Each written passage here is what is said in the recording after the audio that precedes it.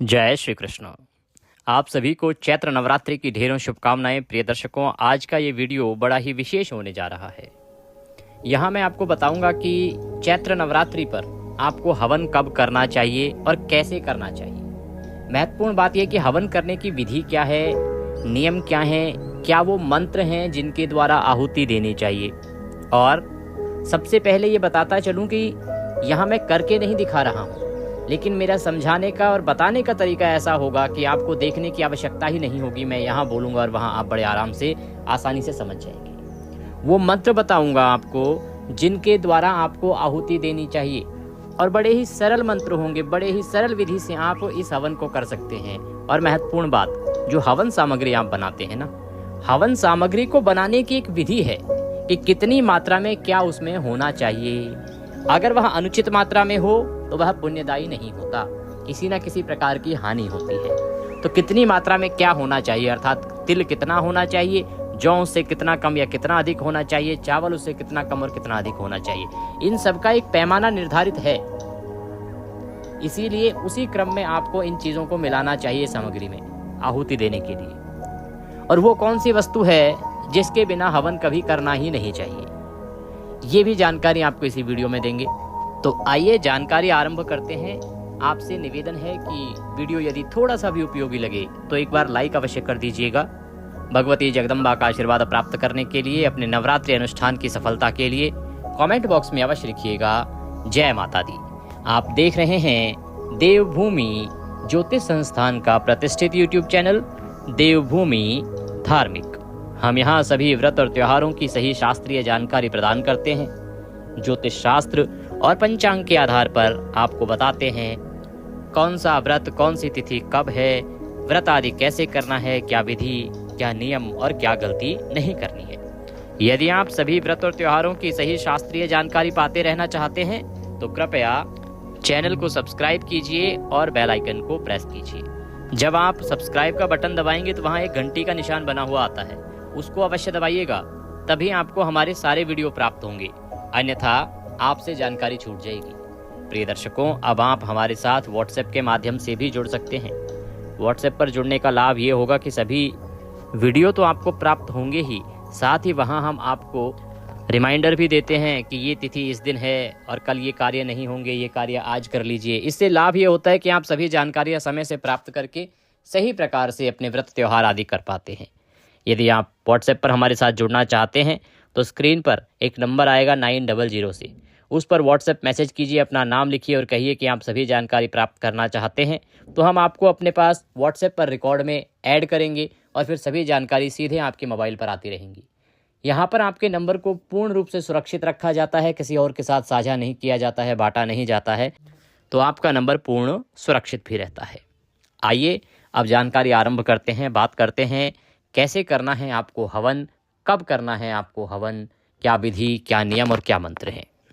प्रिय दर्शकों, नवरात्रि पर आप सभी अनुष्ठान करते हैं, कोई न कोई नियम लेते हैं, चाहे चालीसा पढ़ते हैं, चाहे कवच पढ़ते हैं, चाहे दुर्गा सप्तशती पढ़ते हैं, व्रत आदि करते हैं, और उसके बाद उसकी पूर्णता के लिए हवन आवश्यक कहा गया है। शास्त्र कहते हैं कि आपको अवश्य ही हवन करना चाहिए। अब जब हवन की बात आती है तो सबसे बड़ी परेशानी ये आती है कि जी हवन करें कैसे। देखिए, सभी स्थानों पर पंडित जी उपलब्ध नहीं होते, हर जगह पर इतने पंडित नहीं है कि सबके घर जाके हवन करा पाएँ, चाहे शहर हो चाहे गांव हो। और हवन पूजन सभी करना चाहते हैं, सबका अधिकार भी है और सबको इसका फल भी मिलना चाहिए। इसीलिए हम आपके लिए बड़ी ही सरल विधि से बताने जा रहे हैं कि कैसे आप स्वयं अपने घर में हवन कर सकते हैं। अगर कोई ब्राह्मण पुरोहित आपके आसपास नहीं है, या ना मिले या ना कर पाएँ, या किसी की आर्थिक स्थिति भी ऐसी होती है कि ब्राह्मणों को दक्षिणा आदि ना दे पाएँ, तो आप बड़े ही उत्तम प्रकार से पूर्ण फल पाने के लिए कम खर्चे में स्वयं ही हवन कर सकते हैं। आइए आरंभ करते हैं। सबसे पहले तो हवन किया कब जाए। प्रिय दर्शकों, आप हवन अष्टमी को कर सकते हैं, और आप हवन नवमी को कर सकते हैं, और आप हवन दशमी को भी कर सकते हैं। देखिए, नवरात्रि का जो पारण है व्रत का, वो दशमी तिथि को होता है, परंतु कन्या पूजन अष्टमी और नवमी को ही अधिकतर किया जाता है। तो आप अष्टमी को हवन करें या नवमी को हवन करें, यह अधिक उत्तम होगा। जिस दिन आपके यहाँ देवी पूजन है, कन्या पूजन है, उस दिन आपको हवन करना चाहिए। हवन करने के लिए प्रातः काल स्नान आदि से निवृत्त होकर स्वच्छ वस्त्र धारण करके और आपका जो भी उपयुक्त स्थल है जहाँ पर आप अग्नि प्रज्वलित करके हवन कर सकते हैं, वहाँ पर सभी हवन की जो सामग्री है, आवश्यक सामग्री, उसको एकत्र कीजिए। इससे पहले जो आपकी पूजा है प्रतिदिन की, आपने चौकी आदि लगा रखी होगी, माता की स्थापना की है या जवारे बोए हैं, आपने कलश स्थापित किया है, तो उनकी जो पूजा है वह पूजा अवश्य कर लीजिएगा। पूजा की विधि प्रतिदिन की मैंने अपलोड की है, उसका लाभ ले सकते हैं। अष्टमी की पूजा विधि मैंने अलग से भी बताई है, उसका लाभ लीजिएगा। अब आप सारी सामग्री एकत्र करके और हवन के लिए बैठ जाइए। प्रश्न उठता है, पंडित जी सामग्री क्या क्या लेनी है? तो सामग्री आप एक बार नोट कर लीजिए कि क्या क्या सामग्री होगी जिसकी आवश्यकता है, ये आप समय से ले आइएगा। हवन करने के लिए सबसे पहले तो आपके पास एक पात्र होना चाहिए, उसे आप एक तसले का प्रयोग कर सकते हैं। हवन कुंड आपके पास है तो बहुत उत्तम है। यहाँ बताऊँ, देखिए शास्त्र तो कहते हैं कि जो हवन कुंड है वो तांबे का हो, पीतल का हो, स्वर्ण का हो, इस प्रकार से होना चाहिए, लोहे का नहीं होना चाहिए। परंतु परेशानी ये है कि ये सभी धातुएं बड़ी महंगी होती हैं और सबके पास इतना पैसा नहीं, धन नहीं कि वो इन सभी धातुओं के हवन कुंड आदि ला पाएं या परात आदि ला पाएं। अगर आपके पास है इन वस्तुओं से संबंधित कोई परात है या कोई ऐसा बर्तन है बड़ा जिसमें आप हवन कर सकते हैं तो उत्तम है, अन्यथा आप लोहे का पात्र भी ले सकते हैं। इस दोष के निवारण के लिए उसमें नीचे रेता या मिट्टी जो आती है ना, वह डाल लीजिएगा और उसमें एक अष्टदल कमल बना लीजिएगा। अष्टदल कमल किससे बनाएंगे? हल्दी से अष्टदल कमल बना लीजिएगा, अन्यथा आप स्वास्तिक बना लीजिएगा अगर आपसे अष्टदल कमल ना बने तो। हवन के लिए लकड़ियों की आवश्यकता होगी, जिसे हम समिधा कहते हैं। तो आम की लकड़ियाँ इसमें आवश्यक हैं। आम की लकड़ी बहुत सारी ना मिल पाए तो थोड़ी सी आम की लकड़ी ले लीजिएगा, बाकी किसी अन्य वृक्ष की लीजिएगा। ध्यान दीजिएगा लकड़ी में कहीं किसी प्रकार का कीड़ा ना हो, कई बार दीमक लगी होती है, इस प्रकार की लकड़ियाँ होती हैं, तो उससे आपको बचना चाहिए। एक लोटे में जल लीजिएगा और एक कटोरी हमारे घी के लिए लीजिएगा, या जो भी घी की आहुति के लिए पात्र हो, और एक कटोरी और रखनी है जिसमें हम पानी डाल के वहाँ रखेंगे, क्योंकि प्रत्येक देवता की आहुति के बाद उसके शुद्धिकरण के लिए जो सरुआ होता है ना, जिससे हम घी डालते हैं, उसको उस पानी की कटोरी के ऊपर से घुमाना होता है, जिससे क्या है कि अगले देवता को जब आप आहुति देते हैं या अगले देवी को आहुति देते हैं तो वह शुद्ध हो चुका होता है पानी के ऊपर से निकलने के कारण। फिर आपने हवन सामग्री लेनी है। हवन सामग्री कैसे बनानी है ये मैं आपको वीडियो के अंत में बताऊंगा, क्योंकि उसका एक बड़ा विधान है, नियम है, आपको समझाऊंगा उसके विषय में। तो हवन सामग्री की आवश्यकता होगी। पूर्ण आहुति करने के लिए गोलागिरी आती है ना, गोलागिरी लीजिएगा।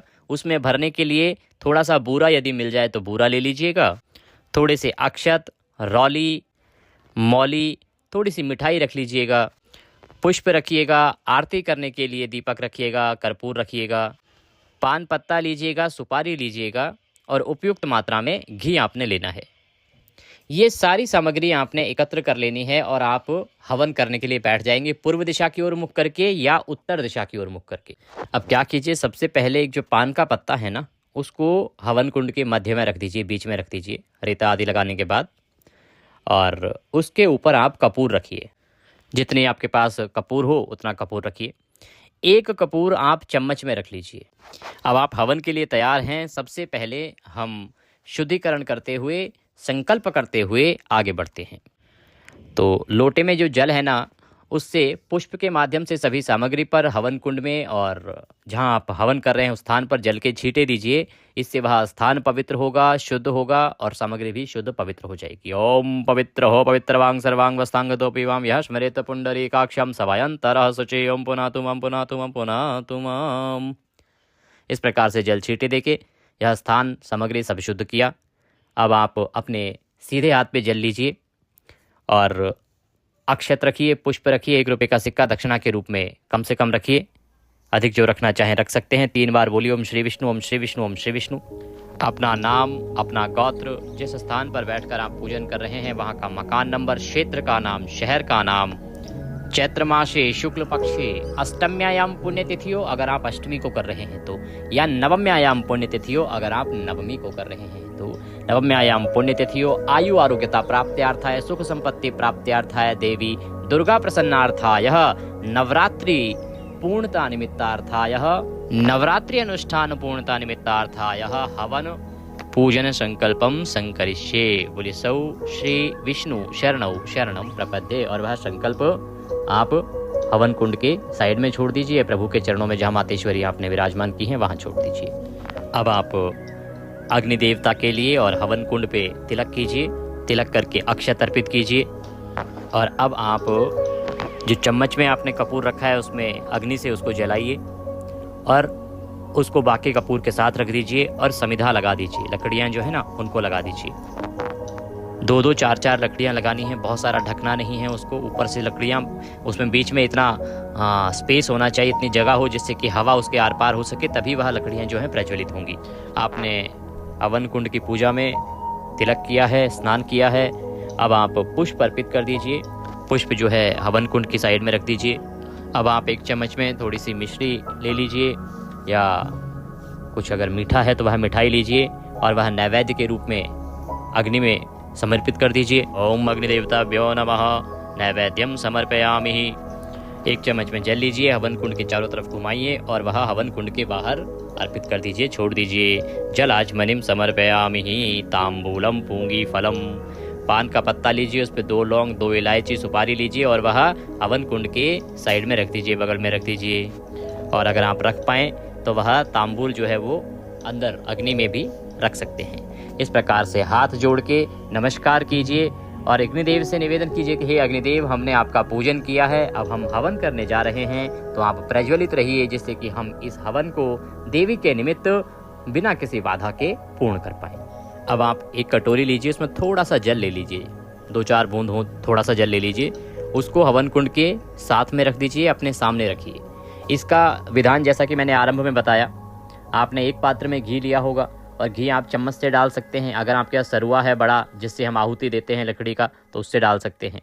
उसको जब आप आहुति देंगे ना, एक बार आपने मंत्र बोला, आपने बोला स्वाहा, आहुति दी। आहुति देने के बाद जब उस सरुए को वापस लेके जा रहे हैं घी के पात्र में, उससे पहले वो जो पानी की भरी हुई कटोरी है ना, उसके ऊपर से आपको उसको लेके जाना है और संभवतः 1 टपका घी उसमें से टपका दीजिएगा और उसके बाद वह पुनः जो घी का पात्र है उसमें रखिएगा, फिर आप अगली आहुति दीजिएगा। ये होगा जल्दी जल्दी ही, मैंने आपको बड़े आराम से विधान समझाया है।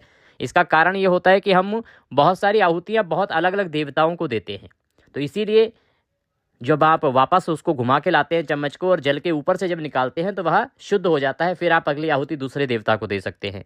और जब आप किसी एक ही देवी या देवता की पूरी माला करते हैं तो फिर उस जल की कटोरी के ऊपर से लाने की आवश्यकता नहीं होती, क्योंकि आप एक ही को सारी आहुतियाँ दे रहे हैं, तो आप बिना उसके ऊपर भी लाए कर सकते हैं। तो इस प्रकार से इसको रख लीजिएगा। अब हम सबसे पहले 7 आहुति देंगे। ओम प्रजापते नमः स्वाहा इदं प्रजापते नमः। ओम इंद्राय नमः स्वाहा इदं इंद्राय नमः। ओम अग्ने स्वाहा इदं अग्ने नमः। ओम सोमाय नमः स्वाहा इदं सोमाय नमः। ओम भूः स्वाहा इदं अग्नये नमः। ओम सु स्वाहा इदं सूर्याय नमः।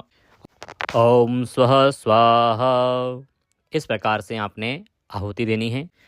ये आहुति देने के बाद अब आप गणेश जी भगवान के निमित्त आहुति देंगे। आप हवन सामग्री से बाकी सभी लोग भी आहुति दे सकते हैं। ये जो है ना घी की आहुति देनी है जो मैंने अभी बताई आपको।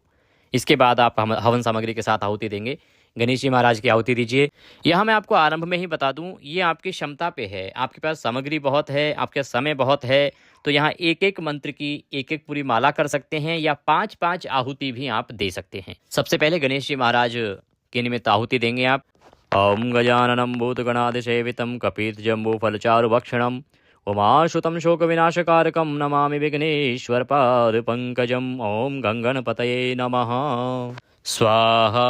ओम गंगणपतये नमः स्वाहा। ओम गंगणपतये नमः स्वाहा। ओम गंगणपतये नमः स्वाहा। ओम गंगणपतये नमः स्वाहा। इस प्रकार से 5 आहुतियाँ आपने गणेश जी महाराज की दी। इनको आप अपनी संख्या के अनुसार बढ़ा भी सकते हैं, पर 5 तो आपको देनी ही है। अब आप स्थान देवता के नाम की आहुति देंगे। ओम भूर्भुवस्वः स्थान देवताभ्यो नमः स्वाहा। ओम भूर्भुवस्वः स्थान देवताभ्यो नमः स्वाहा। ओम भूर्भुवस्वः स्थान देवताभ्यो नमः स्वाहा। ओम भूर्भुवस्वः स्थान देवताभ्यो नमः स्वाहा। तदुपरांत ग्राम देवता के नाम की आहुतियाँ आपने अवश्य देनी है। ओम भूर्भुवस्वः ग्राम देवताभ्यो नमः स्वाहा। ओम भूर्भुवस्वः ग्राम देवताभ्यो नमः स्वाहा। ओम भूर्भुवस्वः ग्राम देवताभ्यो नमः स्वाहा। ओम भूर्भुवस्वः ग्राम देवताभ्यो नमः स्वाहा। इस प्रकार से 5 आहुति ग्राम देवता के नाम की। तदुपरांत आप अपने जो कुल देवता है ना, उनके नाम की आहुति देंगे। ओम भूर्भुवस्वः कुल देवताभ्यो नमः स्वाहा। ओम भूर्भुवस्वः कुल देवताभ्यो नमः स्वाहा। ओम भूर्भुवस्वः कुल देवताभ्यो नमः स्वाहा। ओम भूर्भुवस्वः कुल देवताभ्यो नमः स्वाहा। ओम भूर्भुवस्वः कुल देवताभ्यो नमः स्वाहा। जो भी कुल देवता आपके हैं उनका आप ध्यान कर सकते हैं, क्योंकि सभी के कुल देवता अलग अलग होते हैं, तो आप उनका ध्यान करते हुए ये आहुति दीजिएगा। सभी के अपने एक इष्ट देवता होते हैं, तो आप उनके नाम की आहुति देंगे। ओम भूर्भुवः इष्ट देवताभ्यो नमः स्वाहा। ओम भूर्भुवः इष्ट देवताभ्यो नमः स्वाहा। ओम भूर्भुवः इष्ट देवताभ्यो नमः स्वाहा। आहुतियाँ आप जब दे रहे हैं तो ध्यान दीजिएगा, बड़े प्रेम से आहुति देनी है आपने। 2 उंगलियों के साथ, अंगूठे के साथ। आपका अंगूठा और अंगूठे की जो साथ वाली उंगली है उसका प्रयोग नहीं होगा। उसके बाद की 2 बीच की जो उंगलियां हैं ना, अंगूठा और 2 बीच की उंगलियों से आपको सामग्री पकड़नी है और उससे प्रेम से, जैसे आप बच्चे को खिलाते हैं वैसे आहुति डालनी है। ऐसा ना लगे कि आप फेंक रहे हैं, प्रेम से आप देवताओं को, भगवान को खिला रहे हैं। तो प्रेम से जैसे खिलाया जाता है वैसे आपने खिलाना है।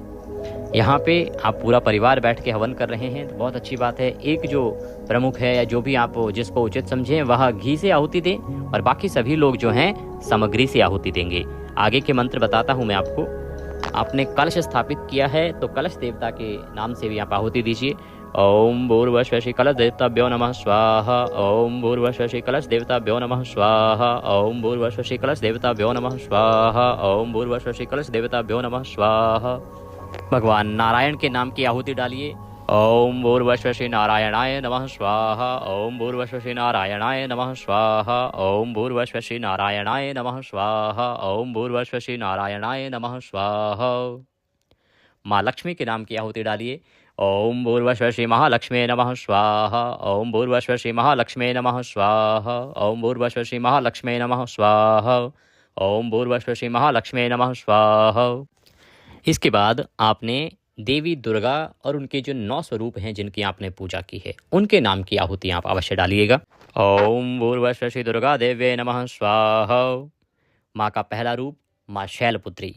या देवी सर्वभूतेषु माँ शैलपुत्री रूपेण संस्थिता। नमस्तस्यै नमस्तस्यै नमस्तस्यै नमो नमः। ओम भूर्भुवः शैलपुत्रे देव्ये नमः स्वाहा। ओम भूर्भुवः शैलपुत्रे देवे नमः स्वाहा। ओम भूर्भुवः शैलपुत्रे देवे नमः स्वाहा। ओम भूर्भुवः शैलपुत्रे देवे नमः स्वाहा।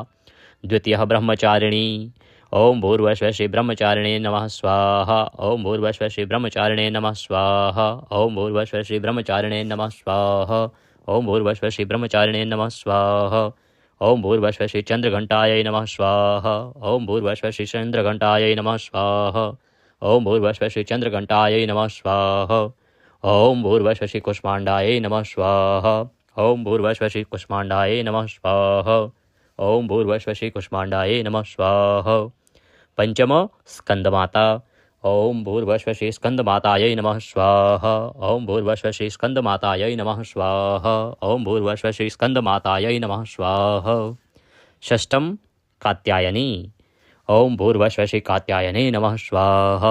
ओम भूर्भुवः कात्यायने नमः स्वाहा। ओम भूर्भुवः कात्यायने नमः स्वाहा। ओम भूर्भुवः कात्यायने नमः स्वाहा। ओम भूर्भुवः कात्यायने नमः स्वाहा। अष्टमो महागौरी।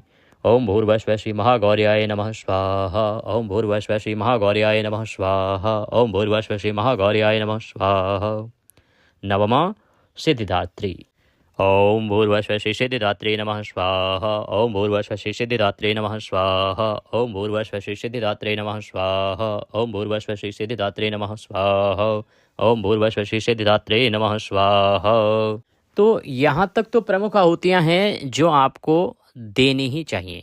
इसके बाद यदि आपके पास सामग्री और बची हुई है तो आप माँ दुर्गा देवी की एक पूरी माला की आहुति दे सकते हैं। 108 जो आहुतियाँ हैं वो दे सकते हैं। ओम श्री दुर्गा देवे नमः स्वाहा। ओम श्री दुर्गा देवे नमः स्वाहा। ओम श्री दुर्गा देवे नमः स्वाहा। इस प्रकार से आप आहुति दे सकते हैं। इसके बाद आपने हलवा बनाया होगा, पूड़ी बनाई होगी, तो पूड़ी पे हलवा रखिए और उसकी आप आहुति देंगे। थोड़ा सा घी उसमें डाल लीजिएगा। ओम भूर्भुवः दुर्गा देवे नमः स्वाहा। ये आहुति देने के बाद अब हम पूर्ण आहुति देंगे।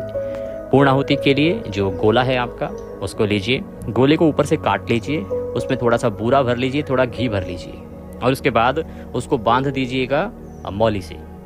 ठीक है जी।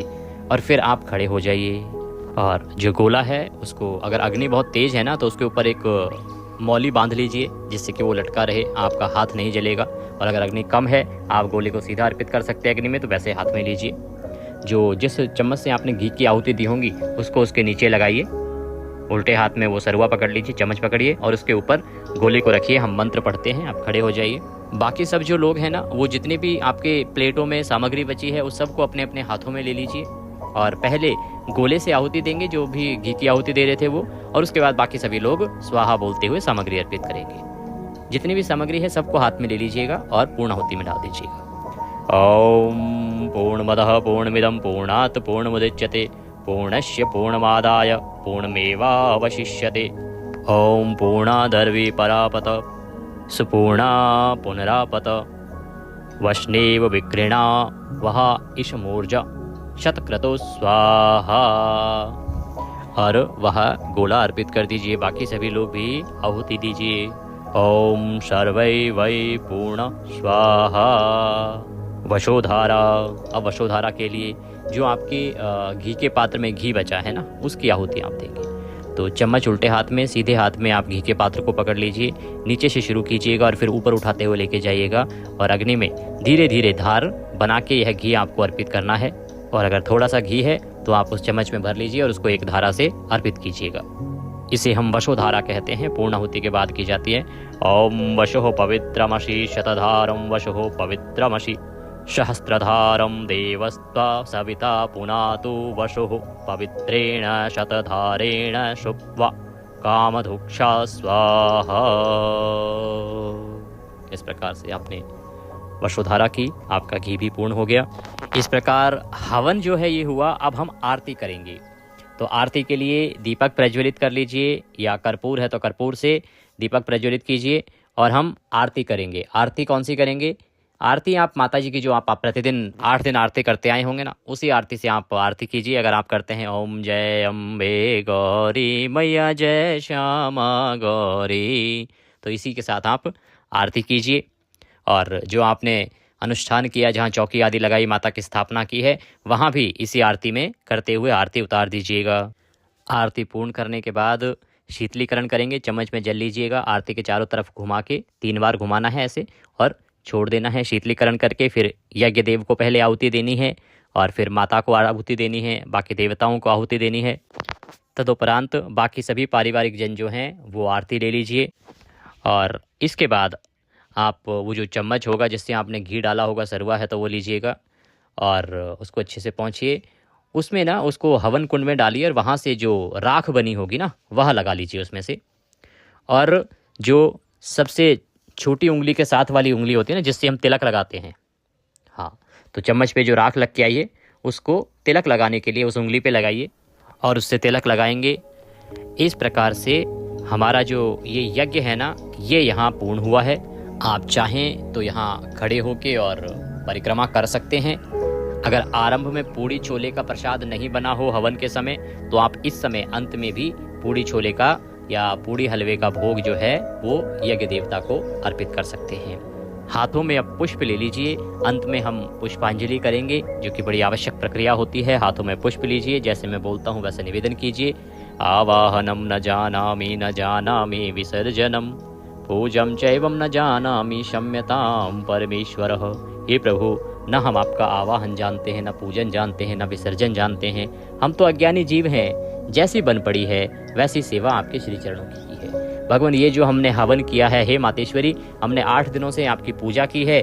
ये आज उसके निमित्त, पूर्णता के निमित्त हमने आज हवन किया है। इन 8 दिन की पूजा में, आज के हवन में, व्रत में हमसे जाने अनजाने में कोई गलती, कोई त्रुटि, कोई भूल हुई हो तो मातेश्वरी हम क्षमा याचना करते हैं, हमें क्षमा कीजिएगा। हम आपके बालक नादान हैं। जैसी हमारी बुद्धि है, जैसी हमारी समझ है, उसके अनुसार हमने उत्तम करने का प्रयास किया है। तो मातेश्वरी, हमारी जाने अनजाने की गलतियों को क्षमा करते हुए दया का आशीर्वाद प्रदान कीजिए। अब अंत समय में जाते समय आपको अर्पित करने के लिए हमारे पास कुछ नहीं है। हमारे पास केवल क्या है? मालती मलका जाति सत्पत्रादि संयुक्तम पुष्पांजलिम मया दत्ताम ग्रहणाम परमेश्वरी। हे माँ, हे प्रभु, ये हमारे पास पत्र पुष्प की भेंट है, इसे स्वीकार करें और दया का आशीर्वाद प्रदान करें। और इस प्रकार से वह पुष्प हवन कुंड के बाहर अर्पित कर दीजिए। हाथ जोड़ के नमस्कार कीजिए, दंडवत प्रणाम कीजिए पुरुषजन। और इस प्रकार ये आपका यज्ञ, हवन और आपकी पूजा आज की पूर्ण होती है। इसके बाद आप कंजक बिठाएं और उनका पूजन करें, बाकी कार्य करें। हमारे निमित्त यदि कुछ भी दक्षिणा आदि आप भेजना चाहते हैं तो आपकी स्क्रीन पर नंबर आ रहा होगा 900 से उस पर भेज सकते हैं। साथ में हमने QR कोड भी दिया है, तो प्रयास कीजिए QR कोड को स्कैन करके आप भेजें, क्योंकि वह सीधी और सही समय पर आ जाती है। जब आप नंबर पे भेजते हैं तो उसमें कई बार दिक्कत भी आती है आने में। आप QR कोड को स्कैन करके भेजेंगे तो ये हमारे लिए अधिक उत्तम रहेगा। अब मैं बताता हूँ कि आपको हवन सामग्री कैसे बनानी चाहिए, क्या क्या चीज़ें मिलानी चाहिए और कितनी मात्रा में मिलानी चाहिए। प्रिय दर्शकों, सबसे पहले जो सामग्री में है ना, वो काला तिल महत्वपूर्ण है। तो सबसे अधिक मात्रा में काला तिल होगा। देखिए, सामग्री तो जो पैकेट आप लाओगे हवन सामग्री का वो अपनी जगह है, जो बाकी सामग्री उसमें मिलाई जाती है ना, उसमें महत्वपूर्ण होता है काला तिल। तो काला तिल जितना आप लोगे, मान लीजिए आपने काला तिल लिया 100 ग्राम, तो उसका आधा आपने चावल लेना है, अर्थात 50 ग्राम आप चावल लेंगे। और उसके बाद आता है जौ, उसका आधा आपने जौ लेना है। ये 3 की क्वांटिटी का ध्यान रखिएगा, इसी मात्रा में होना चाहिए। कई बार लोग क्या करते हैं, किसी के पास ज़्यादा एक चीज़ पड़ी है उसको मिला देते हैं, ऐसा नहीं होना चाहिए। इसकी मात्रा निर्धारित है। जैसे आपको खाना कौन सा पचता है, क्या आप मिर्च ज़्यादा खा लेंगे कभी अगर मिर्च घर में पड़ी है ज़्यादा, या नमक ज़्यादा खा लेंगे, या कोई भी आप सब्जी बना रहे हैं उसमें किसी एक की मात्रा अधिक बढ़ा देंगे, तो क्या आपको उचित लगेगा? तो भगवान को जो ये आहुति दे रहे हैं, ये भी तो भगवान को भोग ही लगा रहे हैं आप। इसकी एक मात्रा निर्धारित है, उसी मात्रा में ये दिया जाना चाहिए, इसका ध्यान रखें।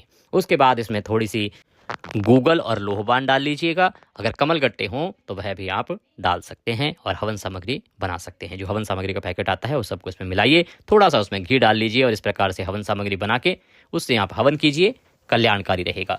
कुछ रह गया हो बताना तो आप कमेंट बॉक्स में लिख के पूछ लीजिएगा। और हम व्हाट्सएप पर भी उपलब्ध हैं। वीडियो में स्क्रीन पर नंबर आ रहा होगा 900 से, उस पर आप व्हाट्सएप मैसेज करके हमसे पूछ सकते हैं और व्हाट्सएप पर जुड़ भी जाइए, जिससे कि सभी जानकारी सीधे मोबाइल पर आती रहे। आपको वीडियो कैसा लगा इसके बारे में अपनी राय अवश्य दीजिएगा, क्योंकि मैं वीडियो करके दिखाने में बहुत समय जाता है, मेरे पास इतना समय होता नहीं, व्यस्तताएं होती हैं, मुझे अपना संस्थान भी देखना है और भी आप जैसे प्रेमियों के बहुत से काम होते हैं जिसमें मुझे आना जाना होता है। तो इसीलिए मैं वीडियो बना नहीं पाता हूं, मैं आपके लिए रिकॉर्डिंग कर देता हूं और आशा करता हूं कि मैंने बहुत ही उत्तम प्रकार से आपको समझाया होगा, जिससे कि आप बिना देखे भी अब इस वीडियो को चला दीजिएगा और हवन कर लीजिएगा। जय माता दी। आप सभी को नवरात्रि की ढेरों शुभकामनाएं।